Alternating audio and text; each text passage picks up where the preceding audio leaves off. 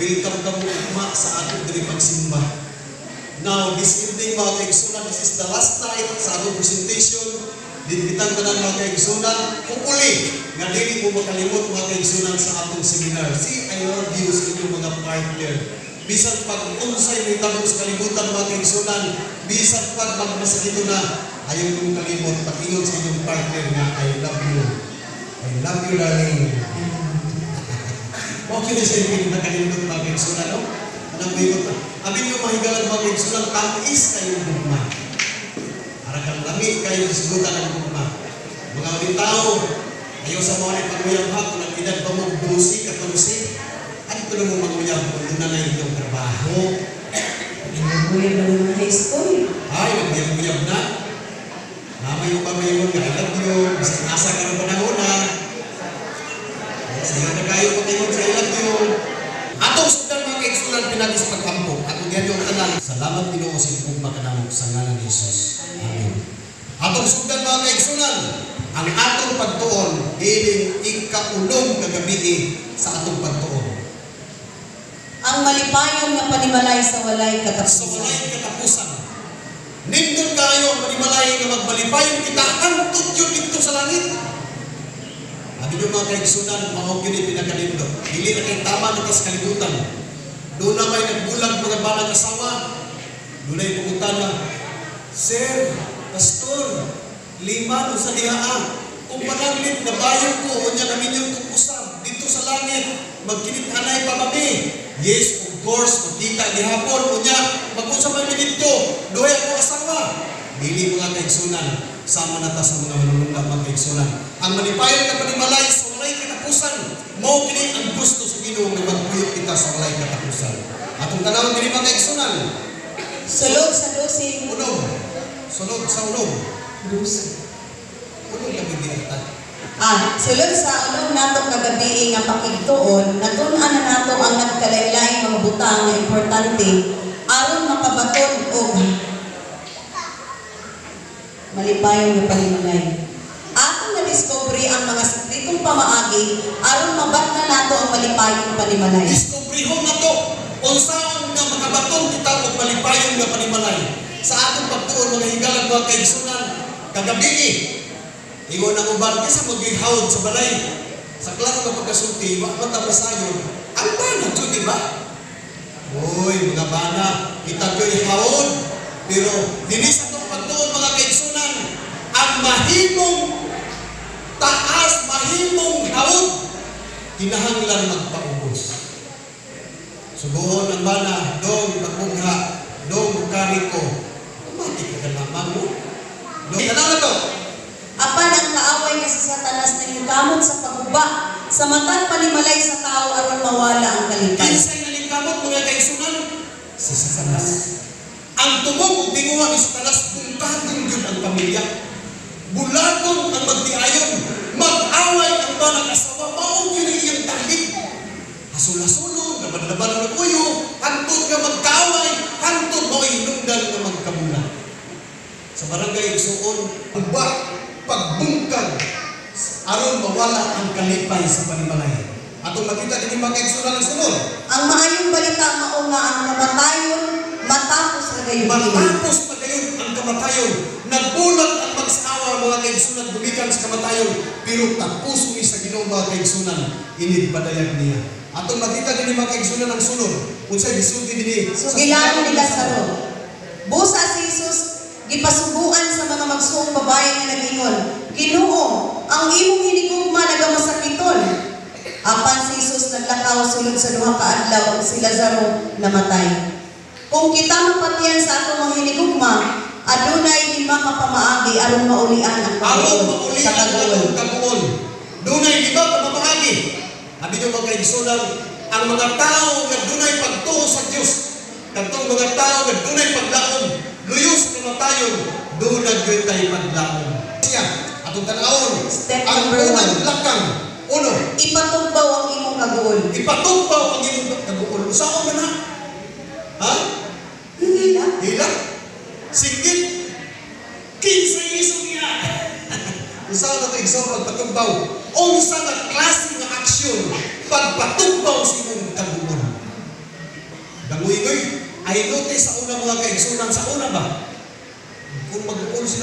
namatyan, grabe, magkuha silang abo. Ibukbuk nila silang ulo. Magsumpog pag silang sako. Katupag pagkamatay ni Absalom, kung sa dibuhat ni David mga kaigsunan, grabe ang kakagulo. Kuha siyang abo, lubog dito, ang ato din lahiman. Ang insik, kung doon ay mamatay, magkuha man silang tao na maghilakay. Pero kinis niya na klase mga kaigsunan, ipatugbaw ang imong kaguol. Atong tanawa siya ang klase. Tanawa si David sa dihang namatay ang iyang anak. O anak ko nga Absalom, anak ko nga Absalom, maayo pa unta kung ako ang namatay sa imong dapit. O Absalom, anak ko. Mauni ang kahingawan ni David mga kaigsunan. Abi nyo mga kaigsunan si Absalom usa ka guwapo kaayo nga tayo. Kami na ito ni Absalom. Sure. Abi nyo mga kaigsunan, sayang kayo namatay ni guwapo ba? Di mo na yung kagwapo naman ito namatay. Pero kung bakit gali ako'y namatay, kung kira ni maot, sakto na po rin. Kaluoy po no? Kining pobre kung mamatay, kung kira ni pobre, mas maayo pa siya namatay. 2 Samuel 18:33 mga kaigsunan. Atong tanaw ng sunod. Step number 2. Atong resolbahon ang atong mga konsensya, kay wala nato nabuhat ang pinakaayo sa buhi pang atong hinigugma. Oy, kinahanglan yun ay. Mintras buhi pa ta, ipakita din nato ang atong maayong pagtagad sa pagpikas. Kana kita maghilak-hilak nga, higugma ko ikaw. Hindi na makabati, darling. Mas mayo ng buhi pa. Hala, pakita na yun. Darling, higugma ko ikaw. Katong Valentine's Day, isang may nakahatag sa inyo, mato pa sa uban, dong, ayaw ng buyak, hatagin lang kong bugas, kaya wag ni madungag.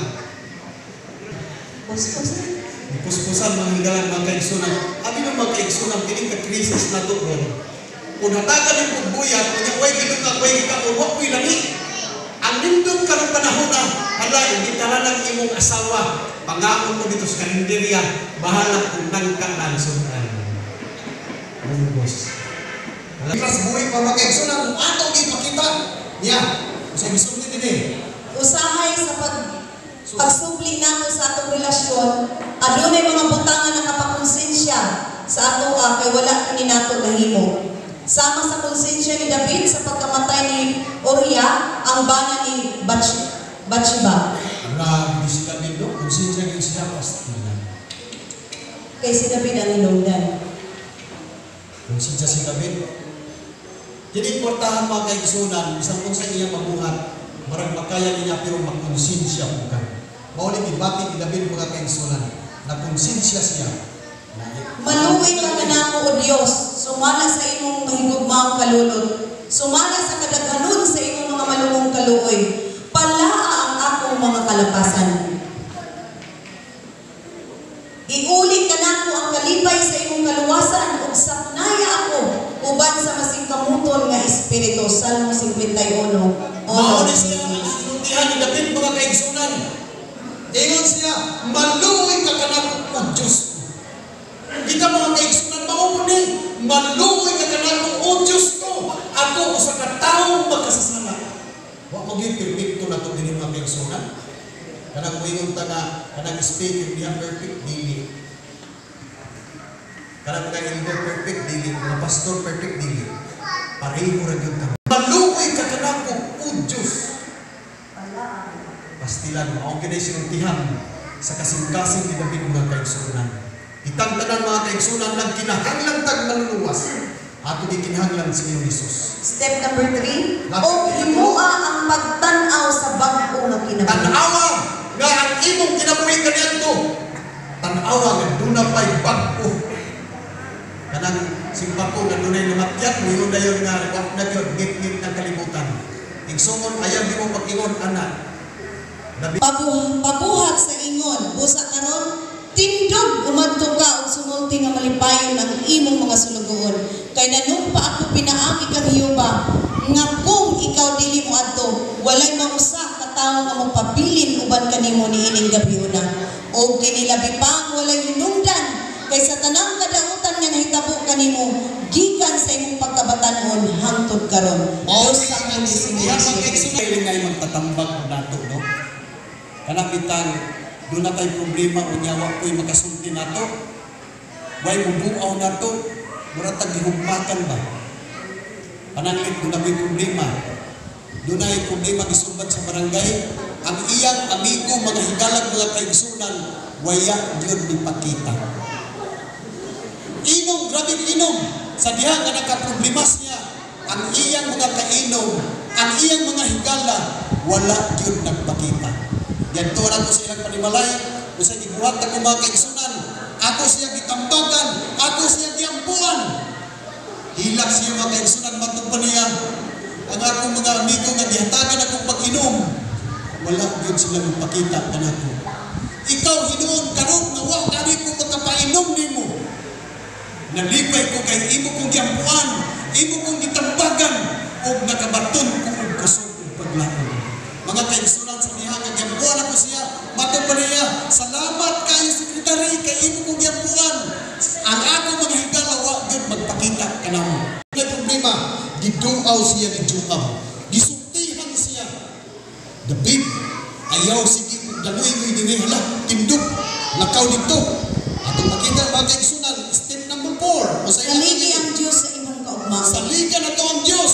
Way lain kasaligan na to. Mao si Ginoong Hesus. Amin igsoon. Amin niyo sultihan tamo. Sa atong kinabuhi, bisan-bisan na to pagpaningkamot, si Ginoong Hesus na ginatong saligan. Bisan pagharuhay na tamo mga kaigsunan, si Ginoong Hesus na ginatong saligan. Atong makita din ang sunod. Ang Diyos mo ang atong dalampanan ug kalig-on. Madali nga katabang sa atong kalisdanan. Busa dili kami mahadlok. Bisan ang yuta pag-aalin-an ug bisan ang mga bukid pag-auyugon ngadto sa kahilagman sa kadagatan. Salmo 46. Mao kini sila ang mga pag-ampo ni David mga kaigsunan. Abi niyo sultihan tamo right after naglinog ang Turkey. Naglinog na po border between China ug Afghanistan. 7.2 linog mga kaigsunan. Bisan asa ta karon ang linog na ana. Bisan asa ta karon dunay mga gubat. Bisan asa ta karon dunay mga baha. Bisan asa ta karon dunay mga bagyo. Ang sinultihan ni David mga kaigsunan, ang Dios mao atong dalampanan, wa gyoy lain. Kanang moingon nga tuway langog nga giandam, ayaw gid mo ka pagsalig anak mga kaigsunan. Bisan asa ta karon, si Ginoong Hesus mao atong salingdanan. Siya ang bato nga atong taguanan mga higalang mga kaigsunan. Niya si Ginoong Hesus.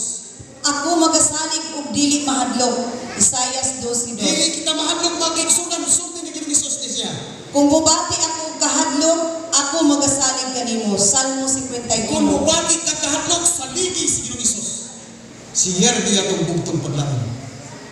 Abi niyo mga kaigsunan, nagkalahin-lahin tag problema. Doon ako'y naibaw. Naglisod na siya kung saan pagbayan. 1,050 ang iyang utang out.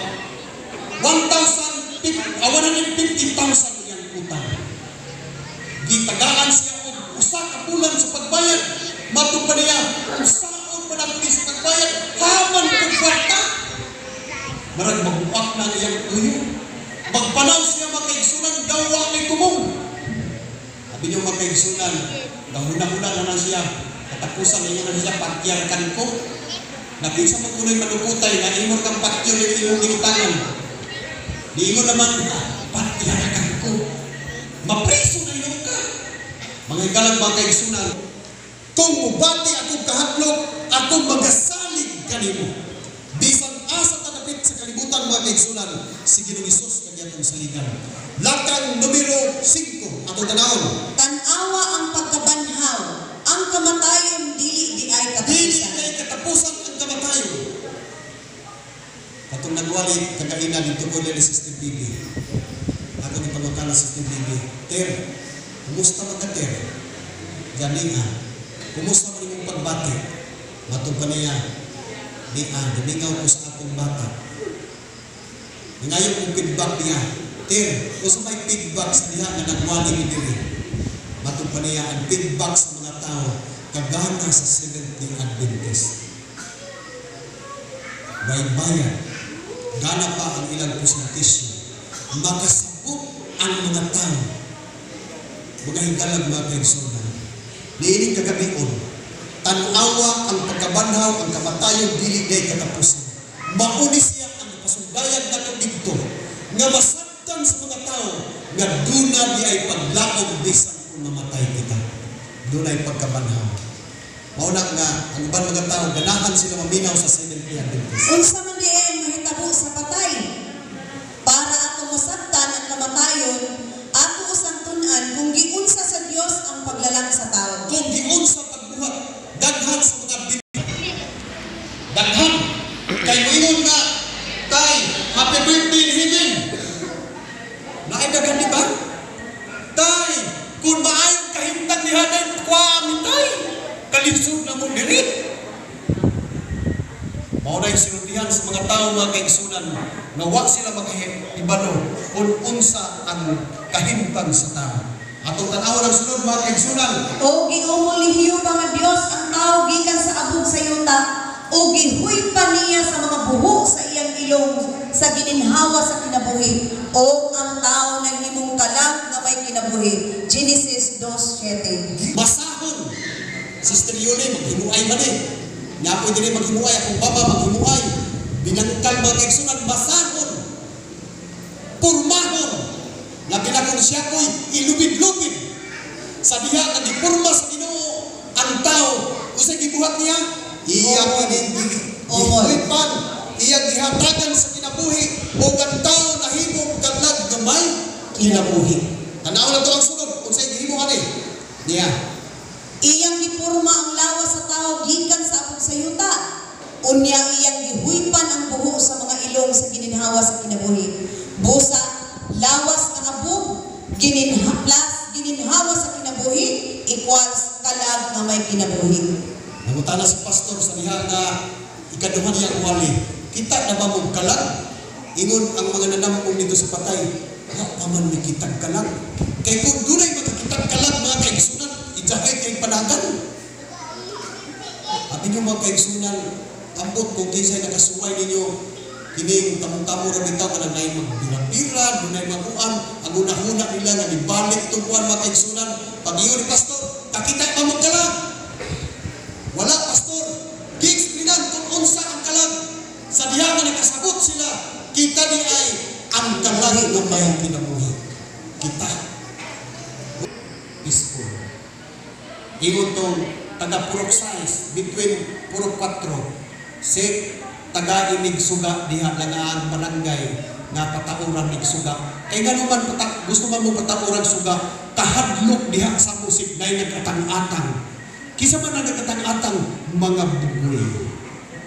Ako ginglan ako na day. Kung panaglit lugusong ka day, matong pa niya, okay ra kong guwapo. Kung humog makba, pero kung maot pastilan pa ita, sik palihog sik dali akay kahadlok. Hadlok ang purok size. Kung itandig di mo, diha sa interior. Pagsaka ni mo sa bita, busa, lawas, nga abog, gininhawa sa kinabuhi, kalag gamay, kinabuhi. Kinsa ganitong kalag, kita ang niya din karon. Kita ang buhi ng Kita kalag. ang kalag. So, mao ni siyang sunod mga kaigsunan. Atong tanawon. Sa kamatayon mao ang bali sa paglalang. Paglalang mga kaigsunan, atong tanawon. Mugula ang iyang gininhawa, sa yuta siya mubalik. Nianan maong adlaw, mahanaw ang iyang mga hunahuna. Salmo 146. Mahanaw ang unang-una. Kanang wiwon nga, dunay patay na libalik mga kaigsunan, ayaw di mong tulo ka na. Wa, yun na. Kanang nagbalik-balik. Umidya na po na nila atong pagbaha bitaw dito sa bukod katong miyaging simana, baha itong Sabado. Dunay pilahungan, kita na mo sa Facebook, dunay pilahungan nga lungod kay ang ilang bayay na lapawan na. Usa sa mga panagsunod, mugula ang iyang gininawa sa yuta siya mubalik, ni anang maong adlaw mahanaw ang iyang hunahuna. Wa na gyud kalibutan kung kinsa na mga tao ang nagwali ni anang panahon sa kamatayon. O ang abog mubalik, nganhi sa yuta ingon sa kaniadto, o ang espiritu mubalik ngadto sa Dios. Nga mao'y naghatag niini Ecclesiastes 12:6. Mubalik ang espiritu ngadto na doon namin tayo magtungkol nga palihog ini kamatay nako. ilargo na kong lumong, putsa na lang ko ninyong panin. Palihog, sundan ninyo akong tugon. Wak mana, kay karong na, sultihan ka mong magkaigsunan sa una, dunay mamatay, dunay maghimong paglungon, tabla karon sosyal na ron. Wak na ron. Kita ka ba mong patay karon bilahungan? Wak na. Sakay na ka-auto ron. Sakay na. Sa una, dunay lahong-lahong, karon wak na. Kay, huwag mo mapun ka, palihog, ayaw tao ninyo na uli kasi kung gusto tatay magpalahong-lahong, magluhag yung taxi ka na. Niya. Busa diha sa kamatayon. Ang lawas dili pa muadto sa langit. Di pa mato sa langit ang lawas, ha? Dili pa pud muadto sa impyerno. Wala pa mo sa impyerno. Ang gininhawa mo pauli sa Dios. Balik sa Diyos ang gininhawa. Ang lawas mo pauli sa yuta. Balik sa yuta na ingredients na ito mga kaigsunan. Kita magahulat sa adlaw sa pagbanhaw. Maghulat kita sa pagbalik ni Ginoong Hesus. Suruya na ninyong interior, malingaw mo. Makaingon kayo mo na, uy alam, di ano ba niya nisuan? Nagkita niya niya itong yakin buyan. Uy, alam niya naman niya, namaligya pa ka niya balot itong yakin adlang. Makurat mo buhat itong interior. Doon ay mga tao nga kailan ninyo, unya tuwa na na sa interior. Kung sa interior mga kaigsunan, natang-tanaw mo nito, uy, klaseng-klaseng mga dagway tagpulin nga ito nito. Klaseng-klaseng pangalan. Makita ninyo dito sa interior. So why na mong suroy ka lang, bahala kung dili ka ingon nga makuan, ato mong interior. Tanaw-tanaw mo dito. Ang asa na matingali, tanaw-tanaw, ang ubang ganing karon mga kaigsunan, doon na ilang giandam sa St. John. Kaya ninyo ang St. John? 5,000 bagan ang usaka lutihan. 50 gani bagan. Ang uban, dito na lang sa karaan ng mga lugnanan sa ilang mga sa kinabuhi, ipangkuha itong mga bukong. Ipuli ang kuhan. So, balik kita. Huwag yun lang yun. Nagtungo mo kaigsunan ang patay daan. Ako mo kasuray kalsa. Ang patay bukat. Kaya paggawas oxygen, bukuli ang kabukat o nato. Mura nagsiginto ang ito. Bukat. Ang tanaw na sa isulti dito sa Biblia mga kaigsunan. Kaya ang mga buhi na sayod nga sila mga matay. Apan ang mga minatay dili mahibalo sa bisan unsa. Ni may balos pa sila. Tungod kay ilang handumanan ng kalimtan. Maingon man ang ilang gugma. Mausap ang ilang pagdumot o ang ilang kasina. Nawagtang sa kanhing panahon. Ni may bahin pa sila sa gihapon sa bisan unsa nga butang ang ginabuhat ilalong sa adlaw. Ecclesiastes 9:5. Kita na kamulit mga kaigsunan ay panutan ng mga matay kita. Ang kamo mga kaigsunan, doon na nagyan kami doon na nanang lungon. Ako mo nanang? Ako ang liawin. Pagani mo. St. Peter na anaan. Bukong na lang St. Peter ni mo. Ang uban nagkandam na. Na ako'y liaway ka lang atbang sa St. Peter gihapon na kuman. Ang buhat na mo. Si dadat na namay mo na to. St. Peter. Ang buhat mo. Ikaw sir, ako sir. Unay mo na siya nasa tabla. Basik mo magkasipil. Kung sa mga kalain mo din magsinuntihan, kita mga Adventista, praktikal kayo ta. Mga matay baya ta. Pero the more na praktikal ta, the more na daily hinahang ka mamatay. Bawag yun ay nakanindot sa Seventh-day Adventist. Nangandang taglungon, nangandang ta sa itong kinabuhi. Ang uban mga tao sige naglumba sa minteryo. Naglumba na sila kamatay mga kaigsunan. Pero ang mga katawan sa Ginoo, kaluwi sa Ginoo mga kaigsunan, gahit yun mga matay ni mga Seventh-day Adventist. Kita sa espiritu sa mga nangamatay. Uy, posible ba? Adunay mga katawhan nga nag-ingon nga nakakita sa miyembro sa ilang panimalay nga patay na. Unsa ka ni? Uy, nakakita na ako. Bisa may nakakita na direct. Una po yung amigo, ang iyong tatay, panday. Ingon siya, mubalik ko sa tatay ko niya ang gabili. Aroy, di kuraw-kuraw ng pribuboy ang iyang toolbox. Ingon na yun nakuan, naanis tatay. Doon ay nalimtan din nga natingin. Mga igsoon, atong tatawag itong kinsa gabi. Para makadiscover yun ka, naglisod na ganis tatay paglakaw. Kunya, Balik balik mo. Atong tanawon mga kaigsunan. Kung sa'y gisulti din isunod. Kay kini sila mahuman ang mga espiritu sa mga yawa nga magahimog mga milagro nga managpangadto sa mga hari sa tibuok kalibutan aron sa pagtigom kanila sa pag-asdan sa gubat sa dakong adlaw sa Dios nga makagagahom sa tanan. Pinadayag 16:14. Espiritu sa yawa. Iya kayo yawa igsuon. Ayaw mo pagtuo nga bisan ka nito ni mga kaigsunan. Uy nga So kay nanilip ko nung nagsigak mata. Just imagine mga kaigsunan. Daghan sa mga boses na itong panahon na. Marang upat o kamog sila. Na ako nung nagsigak mata ni Silim. Niya sa kilid-kilid. Nana. Sabi niyo mga kaigsunan. Grabe niyo. Ang yawa no? Yan. Giunsa man ni Satanas sa paghimo ni ana nga kagahom. Oy, giyon sa man sa Satanas. Atong tanawon mga kaigsunan kung giyon sa sayawa. Ganong grabe mo yun. Naunsa ang pagkahulog mo gikan sa langit o kabugason, anak sa kabangtag sa yuta, nga ikaw manunta ang nagalumpag sa mga nasod, o ikaw maingon diha sa imong kasing-kasing, ako mo kayat nga to sa langit, itupoy ko ang akong trono sa ibabaw sa mga bituon sa Dios, o ako magalingkod sa bukid nga tigumanan sa kinatunyang mga dapit sa amihanan. Mukayat ako sa ibabaw sa mga kahitasan sa mga panganon. Himuon ko nga ang akong kaugalingon may sama sa taas uyamo. Maunay siya ang sinuntihan sa Satanas mga kaigsunan. Na? Ha? Doon ka sa Satanas? Tumagpumoy? Doon ay kahong si Satanas. Wala siya kuwahit kahong sa Ginoo. Okay na to kung gikuhaan ko nung. Oy Satanas, wako na kong imong gahom. Katong mga injil nga daghan nga hulog, wala to pangwahig gahom atong tanawon mga kaigsunan. Atong tanawon. Ang Satanas ka Dusipin niya kahulugan anak sa bituon sa kabuntagon. Gusto siya nga dunay kagahom ug may sama sa Dios. Maunay siya mga kaigsunan si Lucifer. Isa may nagdalan ni bata nga Lucifer. Kana imong bata dahil sa pingalan ng nanay. Nanlinan Lucifer kaya. Para sa galay no. Huy!